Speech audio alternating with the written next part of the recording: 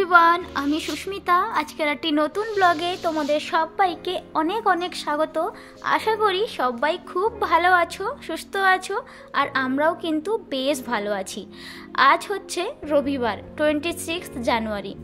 বলতে বলতে নতুন বছরের প্রথম মান্থ কিন্তু প্রায় শেষ হতে বললো বলে। আর এখন ঠান্ডাটাও না বেশ পড়েছে। আর গত কয়েকদিন ধরে যে হারে মেঘলা ওয়েদার ছিল, আজ বাবু বেশ সুন্দর একটা ঝলমলে রোদ দিয়েছে। আর আজকে তো অনেকটা দেরি করে দুজনে ঘুম থেকে উঠেছি, রবিবার বলে কথা, ওই জন্য সকাল সকাল রান্নাঘরে এসেছি ব্রেকফাস্টটা বানাবো বলে। তেমন কিছু করব না, ওই দুটো ব্রেডকে সেঁকে নিচ্ছি আর একটু লাল লাল চা করেছি। আর আজকে তো রবিবার, তাই দুপুরে একটু মাংস রান্না করব বলে এখনই মাংসগুলোকে একটু ম্যারিনেট করে রেখে দিলাম, ওই একটু দই আর একটু নুন দিয়ে। আর এখন এই ব্রেডগুলোকে সেঁকে নিয়ে উপরে একটু বাটার লাগিয়ে নিচ্ছি, আর ব্যাস সকালে ব্রেকফাস্টটা রেডি। আর এখন অনেকখানি সময় ধরে গল্প করতে করতে এই ব্রেকফাস্টটা দুজনে কমপ্লিট করব। কি বলো তো, সপ্তাহের সব দিনগুলো তো ও থাকে না, সকাল সকাল অফিস চলে যায়, ব্রেকফাস্টটা না একাই করতে হয়। এই দুটো দিনই থাকে যেখানে দুজনে একসঙ্গে গল্প করে সকালের ব্রেকফাস্টটা করতে পারি। ব্যাস এখন চলে এসেছি রান্নাঘরে দুপুরের খাবার বানাবো বলে। ওই যে সকালে মাংসটাকে ম্যারিনেট করে রেখেছিলাম, এখন শুরু করছি মাংস রান্না। প্রথমে পেঁয়াজটাকে কেটে ভাজতে বসিয়ে দিলাম। যতক্ষণে পেঁয়াজটা ভাজা হবে ততক্ষণে এখানে আমি রাইস কুকারে রাইসটা বসিয়ে নেব।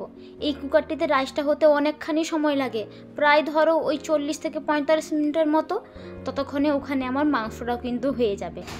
আর এখানে আমি মশলাটা প্রায় কষিয়ে নিয়েছি। এবার আমি কেটে রাখা আলুগুলোকে দিয়ে দেব।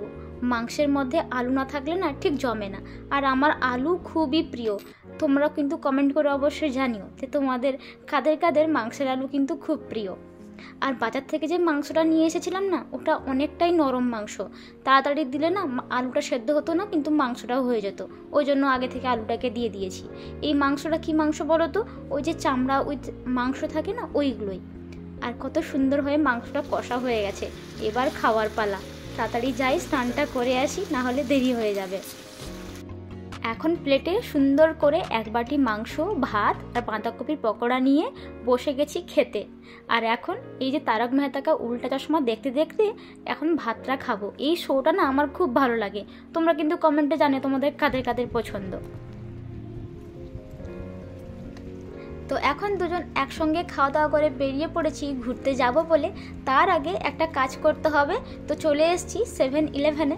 ওখানে না আমাদের আজকে ইলেকট্রিক বিল আর গ্যাস বিলের পেমেন্ট করতে হবে। তো এটা হচ্ছে একটা কনভিনিয়েন্ট স্টোর। দৈনন্দিন জীবনে যে সমস্ত খাবার দাবার আর টুকিটাকি যে জিনিসপত্র দরকার হয়, এখানে কিন্তু সব কিছু পাওয়া যায়।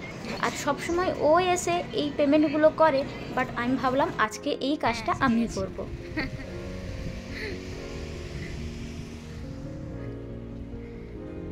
চলো এবার আমরা যাব, একটু ঘোরাঘুরি করব। এখন কটা বাজে? 2টো বাজে। কোথায় ঘুরতে যাবে আজকে? হ্যালো, চলো যাওয়া যাক।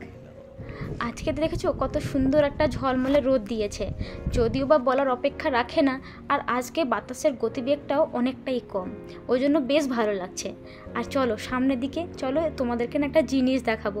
এই যে ছোট্ট একটা গাছ দেখছো, এখানে কত সুন্দর ছোট বড় বড় কমলা লেবু ধরেছে। আর ওই যে সামনের গাছটাতে, ওখানে তো কত ছোট ছোট কমলা লেবু ধরেছে। ওখানে যতটাই বড় ছিল, এখানে ঠিক ততটাই ছোট। দেখো কোনোটা কাঁচা কোনোটা পাকা, কত কমলা লেবু ধরেছে। গাছটাই দেখা যাচ্ছে না, শুধু কমলা লেবুতেই ভরে গেছে। লোক দেখলে আমাকে মারবে।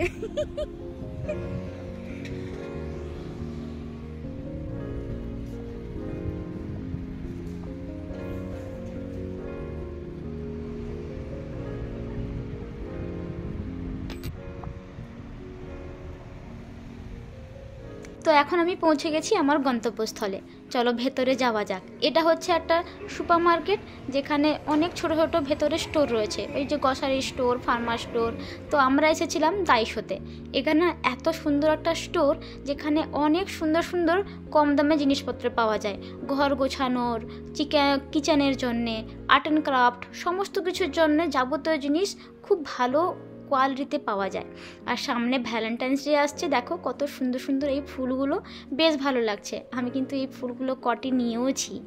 আর এসছিলাম যে কাজের জন্য, সেই কাজটা কিন্তু আমার আর হলো না। নিতে এসেছিলাম একটি ওই ঝাড়ু টাইপের, কিন্তু ওটা নাকি নেই স্টকে, এখন শেষ হয়ে গেছে। যখন আবার রিস্টক হবে তখন নাকি পাওয়া যাবে। আর এই যে দেখছো চিনেমাটির বাসনপত্রগুলো, এগুলো কিন্তু খুব কম দাম জানো, সব কটা 100 টাকা করে। আর এত ভালো, কিন্তু এখন আর নিলাম না, যখন দরকার পড়বে তখন নেব। এখানে কিছুক্ষণ বসে এখন রওনা দিয়েছি আমার ওই চিরবিখ্যাত স্টেশনের সামনেটাতে। এখানে কিছুক্ষণ সময় কাটাবো, তারপর চলে যাব এই শপিং মলগুলোতে। সপ্তাহে এই ছুটির দিনগুলোতে সবসময় যে কোথায় ঘুরতে যাব সেটা তো আর হয় না, ওই জন্য ঘরে বসে না থেকে স্টেশনের সামনেটাতে চলে আসি। এখানে এত লোকজন আর এত শপিং মল রয়েছে, ঘুরে শেষ করাও যায় না। আর যদি কখনো কোথাও পছন্দ হয়ে যায় কিছু, সেটাও নিয়ে নিই, বেশ ভালো লাগে।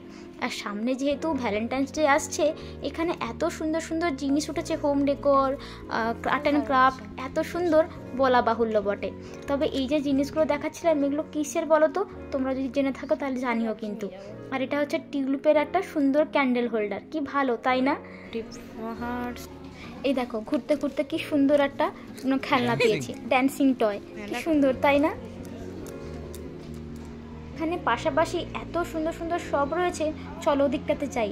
দেখো কি সুন্দর সুন্দর বেতের জিনিসপত্র রয়েছে, আর এগুলো সমস্ত কিছু কাঠের রয়েছে, বেতের রয়েছে, একদম হ্যান্ডমেড।